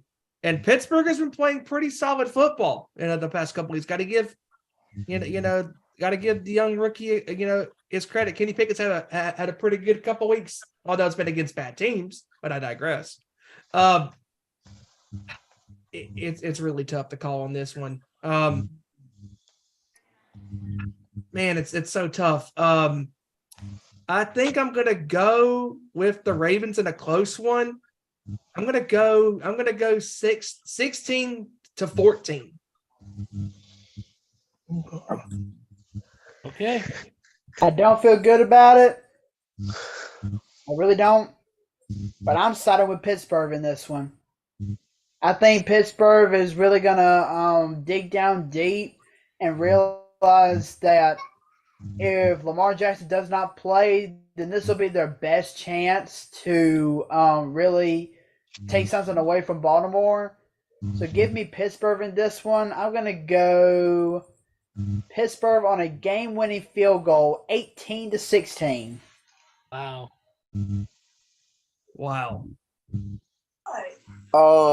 I'm going to go Pittsburgh. I don't think it's going to be close. Like I said, Baltimore is that whole team, or Lamar Jackson's their whole team. Pittsburgh's going to win 20-9. All right. Okay. Next one is the Jaguars and the Tennessee Titans. Oh dear God, this one is not going to be hard to pick. Give me the Titans in this one. I'm going to go 30-10.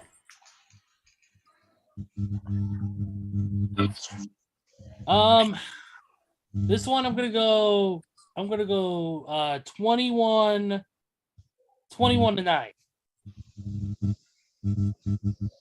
Tennessee and who again? Jacksonville. Oh, come on. Easy. Give me Tennessee 34-10. Yeah, give me Tennessee 27-10. Okay. All right, Randy? Yeah, Tennessee will win this one. I'll say hard to pick though.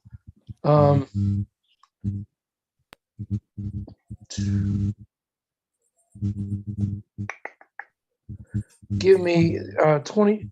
Let me see. Yeah, 24-14. All right. Should be moving on to the 4:00 games now. We got a 3-pack we of are. those. Yep. Yes, we are actually. Chiefs and the Broncos is the next one up. Oh, come on. Yeah. After the somewhat off game that Patrick Mahomes had on Sunday, he's going to have a field day against the Denver Bronco defense. Give me the Chiefs in this one, 38-10. I think Kansas City is going to kill the Broncos. There's going to be some poor donkeys laying down, injured and stuff. And it's going to be because of Mahomes throwing for over 300 yards, 4 touchdowns, no interceptions. And that's why I'm going with the Chiefs to crush the Broncos 37-0. Oh, shutout city! Shutout. I'm gonna go 33-14. Yeah, I'm closer to Ezra's side because, Steven, you're smoking crack. The Chiefs' defense is not that great. I'm going to go with a blowout, but I'm going to go the Chiefs 36-8. Oh, that's an odd score. Yeah. All right, Randy? Yeah, the Chiefs should have a field day, unfortunately. Damn chefs. But yeah, I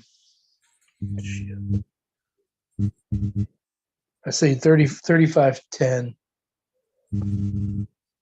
Yep. All right. Next game is the Panthers and the Sea Chickens. Oh, God, have mercy. Well, ladies and gentlemen, if you're passed out for having wings and beer at the 1:00 games, here's your chance to take a nice 2.5-hour nap. I'm gonna go with the Sea Chickens to clip the Panthers 24-10. This used to be a great game when it was Newton and Russell Wilson in their primes. Dude, yeah, that game back then would have been Used to be a fucking good game. badass. It used to be a great game, yeah. Now not so. It's Snooze Fest. Now it's Sam Darnold versus Geno Smith. Good Lord. Battle of the former backup. Yeah. With shitheads. I'll say the old AFC West Sea Chickens will win 21-13. I'm going to go with almost that same score, but I'm going to go 20-13 Seattle. I'm going to go a little closer. Unfortunately, I got the Sea Chickens and them little cockheads winning. Give me the Sea Chickens 21-17. Defense can't even stop Darnold. Damn. I'm going 17-14 Sea Chickens. All right. Next game is the 49ers and the Bucks. Bang! Randy is excluded from this one because we all know who he's going to pick. As a matter of fact, he's gone silent because of it. All I got to say, folks, is bang, bang, Niner gang, baby. I'm going San Francisco in this one, 28-12.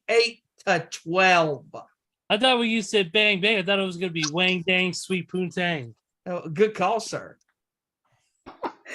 Oh, but I'm going to go San Francisco in this one to completely annihilate Mr. Tom Brady. I'm going to go San Francisco 27-10.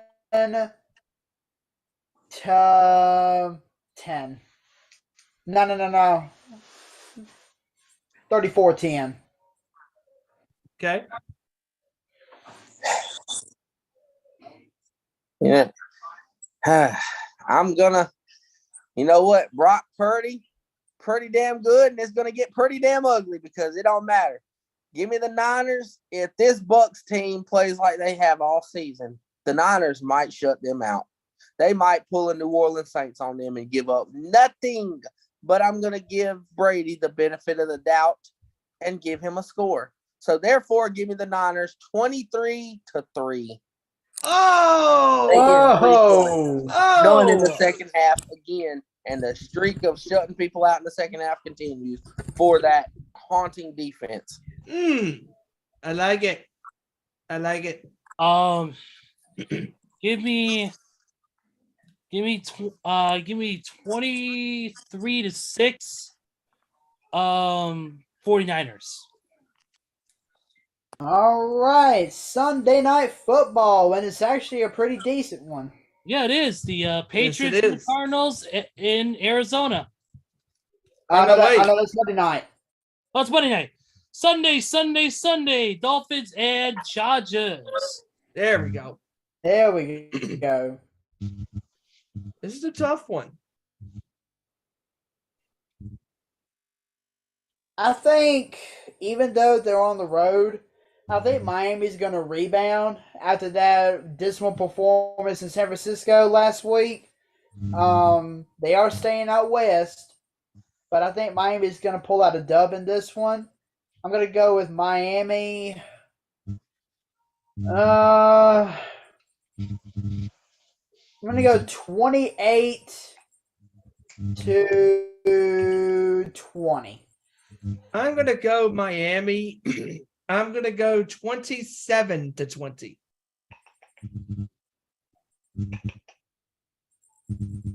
Miami. I'm going Miami 27-21.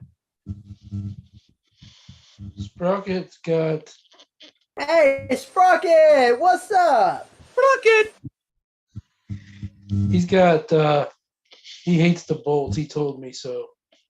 So we're gonna go with the Dolphins because he likes, eating fish type stuff. So Dolphins got one job, and that's to beat the Chargers by a lot. So I think the Dolphins will rebound big time, and I say it's going to be a shootout, though. I say 34-28. Yeah, I'm going to follow suit. Miami's going to bounce back, but it's going to be a high-scoring game because Miami's defense absolutely sucks. Give me the Dolphins 37-31 over the Chargers. Ooh. Okay. High score affair. Nice. All right, then we have a snooze fest to close out our picks for the week. Again. Yeah, Patriots and Cards. Give me New England on this one because Kyler Murray will be too busy playing the newest DLC at Call of Duty Warzone. So, yeah, he had all last week to do that. I'm surprised he didn't. Yeah, but he's still gonna replay that campaign. He wants some higher kills.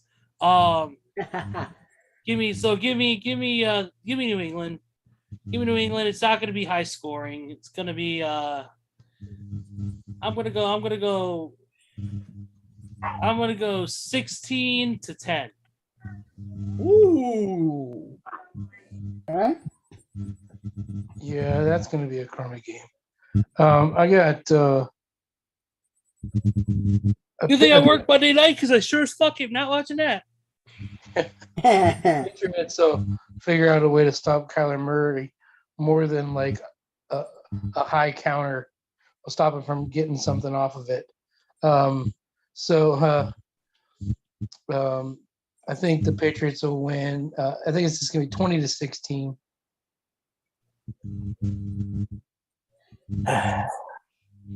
I'm going to follow suit. I agree with your philosophy, Randy. Belichick's good at finding game plans for other players, but he's got Mac Jones. Mac Jones is the equivalent of Sam Darnold in New England. I think it's going to be low scoring, but give me the Cardinals to beat the Patriots 17-14. Deflatriots. You know what? I do not like the Patriots' chances at all because when you look at this team, I know Kyler Murray can be a knucklehead at times, but come on. Give me the team with the better quarterback. At times. Yes. I would have to say give me Arizona because I'll take my chances with a good quarterback over not a good quarterback in Mac Jones because Jones is having a sophomore slump this year. So I'm going to go Arizona. I'm going to go 24-16. So you guys are forcing me to break the tie. Ezra and Rainey pick New England, and Kevin and Steven pick Arizona. Well, I'm going to side with Kevin and Steven. I'm breaking the tie. I'm going Arizona. Because Arizona has the better quarterback. They may not have the better running back, but they do have better receivers. And Arizona has a little bit of a better defense. So I'm going to go with Arizona to close out this week 14 to picks. I'm going to go 27-12. Okay. Okay, I can see that. All right. So I get on to Steven for trying to copy me last week. And this week, Ezra wanted to copy me except for the Monday night game.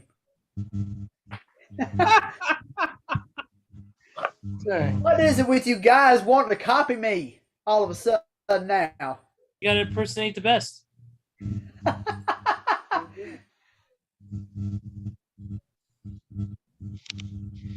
All right, well, that'll do it for week 14. Yep, week 14 is in the books. Of course, next week we will see what happens. We'll see what happens with the scores and all that. Of course, we'll talk about that. More NFL news on that next week. But real quick, before we close out the show today, we got to get into some Major League Baseball news and two big news items that just happened today. And that yesterday, the biggest news coming out is that Justin Verlander has signed with the Mets. Woo. Yeah, he's teaming up with his old teammate Max Scherzer. Yep. After the Mets lost Jacob deGrom to the Rangers. But I think the biggest news is coming out of Philadelphia. Trey Turner signed an 11-year, $300 million contract with the Phillies. Holy smokes. Yeah. That will be interesting. Wow. Very interesting. 11 years? 11. Wow. But then also, we got to talk about the news that broke today. Cody Bellinger signing with the Chicago Cubs. Oh, is he? Yes. Okay. Wow. That's a big pickup for Chicago. I didn't even know about that one. Yep, that was announced earlier today. Cody Bellinger has signed a 1-year, $17.5 million contract with Chicago. Wow. So the Dodgers have now lost Trey Turner and Cody Bellinger. And here's the funny thing. You want to know a hilarious story? David Ross was on a show today. I think it was International Talk. And they told him one of the guys on there, Kevin Miller. He said, "Congratulations on Cody Bellinger. That just happened." David Ross goes, "Did it really? Nice." Wow. Wow. To the point that their own skipper didn't even know that they fucking got Cody Bellinger. I was about to say, isn't David Ross the Cubs manager? Yeah, he's the skipper. He's a damn skipper, and he didn't even know. Cody Bellinger. Wow. That's funny. Crazy. Yeah. But let's see real quick before we get out of here. Also, real quick before we go, I believe there was some fights this past weekend. I believe so, if I remember right. I believe you are correct on that. I believe it was a Fox on ESPN event. I believe, if I'm not mistaken, on that one too. So I'm looking it up right now. But Oh, here it is. UFC on ESPN 42 that took place. And it was Stephen Wonderboy Thompson in the main event taking on Kevin Holland. And Stephen Thompson won by TKO corner stoppage in round number 4. Yeah, after the corner stopped the fight due to an injury. Rafael dos Anjos made history with his I believe it is 13th or 14th consecutive UFC win. And he won by the neck crank submission over Brian Barberena. Also, there were some other great fights, including a local Chicago boy, Clay the Carpenter Guida, once again proving that he still got it, winning a split decision over Scott Holtzman. Michael Johnson defeating Mark Diakis by unanimous decision. And Jonathan Pierce defeating one of my people I know, Darren the Damage Elkins, but in a bloody brawl by unanimous decision. So some good fights this past weekend on this card. Next event will be UFC 282, which will be at T-Mobile Arena in Nevada. Right here, and this will feature John Blakovic taking on Magomed Ankalaev. Other great fights. Darren Till will also be on the card as well. Some other great fights on there too. Check it out, UFC on ESPN Plus.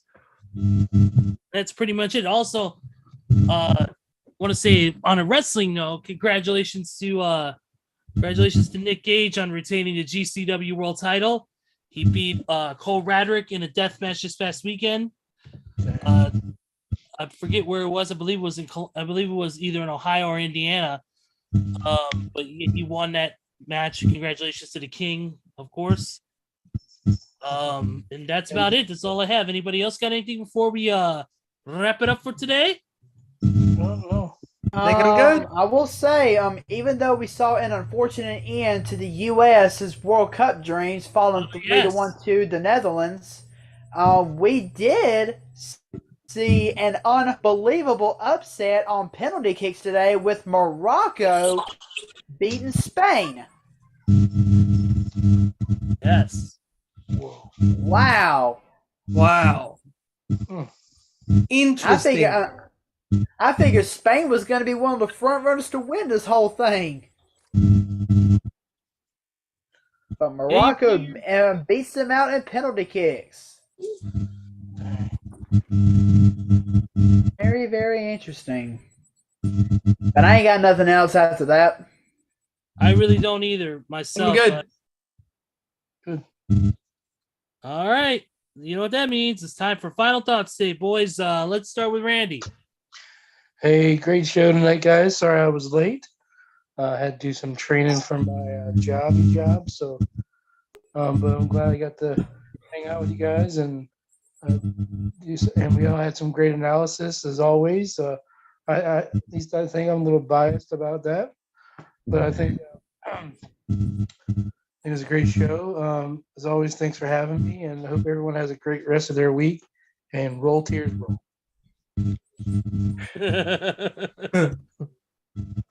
Of course. Yeah. Joey. Once again, another great show with you guys. It feels awesome being able to come on here and talk sports with you guys. MLB free agency is really heating up. NBA's heating up. We're getting towards to the end of the NFL regular season, onto the playoffs. We got World Cup action going on, and we got the college football playoff, which will see the Georgia Bulldogs completely crush the Ohio State Suckeyes. And yes, I said Suckeyes. I couldn't agree more, except with the Suckeyes part. But you know, hope you guys have a great rest of your week and enjoy the football and all the other sports. Alabama's in the Pinstripe Bowl. It's in half of the Yankee Stadium. Oh, Kevin, please say bye-bye so we can get this all back under control.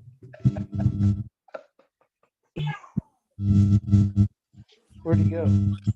He's here. Okay.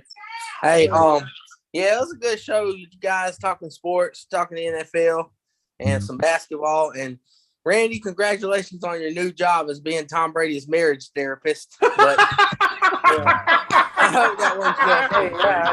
Maybe you can bring some good luck. I told Giselle to get the hell out of there. Oh, hey, it was a good show with you guys. Oh. Yeah. His new job is actually going to be Zach Wilson's sex therapist. Giselle's new job is being Deshaun Watson's massage therapist. Oh. Yes. Anyway. That's Anyhow. Antonio Brown. I'm sorry. But anyway, it was a good show, guys. Good talking sports and good on the predictions. And can't wait to see the results from next week. And can't wait to talk sports again next week. Yeah, but I think Randy would actually be I think he'd actually do great as being Baker Mayfield's guidance counselor. I'd make some money if I was his real estate agent. That's for sure.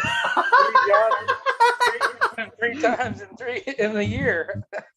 Good commission. But Steven, close it out, man. I don't even know how to follow that. That was great. Anyway.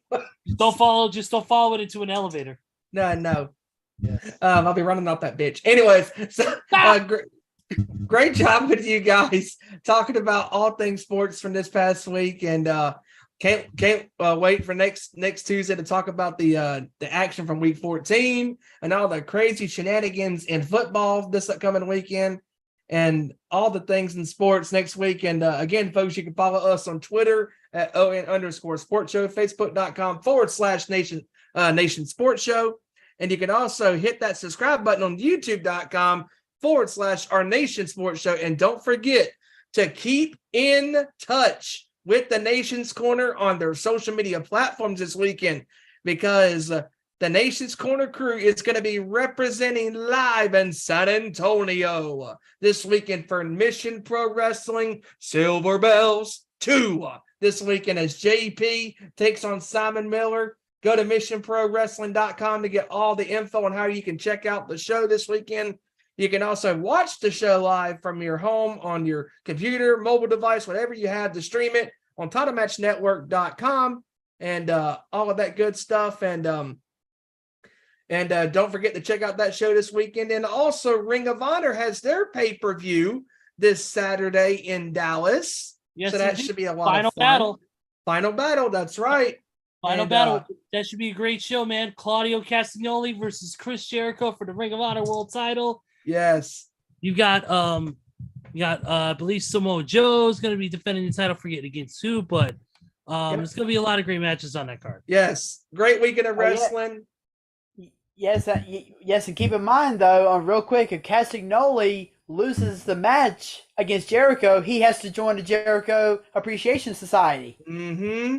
And can't wait to that this weekend. That should be a lot of fun. And with that being said, Ezra, wrap this up, my friend. What's up, Randy? Samoa Joe's fighting Juice Robinson. Ooh. Oh yeah, that's right. Rock Hard Juice Robinson is outside the AEW. Yes, sir. So that should be a great match. That's right. That's gonna be a good match. That's a hard-hitting affair for sure. Peace out. Definitely. All right, guys. Thank you so much, all you guys here, everybody who watched the show today, anybody who watches the show on demand. Thank you guys for the support. Don't forget to like, subscribe, share, all that good stuff. Please check us out, of course, every Tuesday as we do for 2 hours, 7 p.m. Eastern, 4 p.m. Pacific. Check out the Nation's Corner, 7 p.m. Eastern, 4 p.m. Pacific on Saturdays with, of course, Deb House in front row, Tony Justice, and Mogrovian Mike. Don't forget to check them out as long as Mogrovian makes it back from his time travel. Thank you very much. Well, we thank you guys for joining us this week. As always, you can catch us all on Twitter, Facebook, Instagram, Our Nation Sports Show. Just search it or look up our hashtags. Find us there. That's where you can reach us. Until then, for Kevin Rory, for Stephen Wyatt, for Joseph Thornton, and for our buddy here, for Steven, for Joey, for Randy, and for Kevin. I am Ezra Vickery, and we will see you right here next week for another great edition of our Nation Sports Show. Take care, everybody. Have a great weekend, and we will see you all next week for more sports talk. Peace, and have a great night, everybody.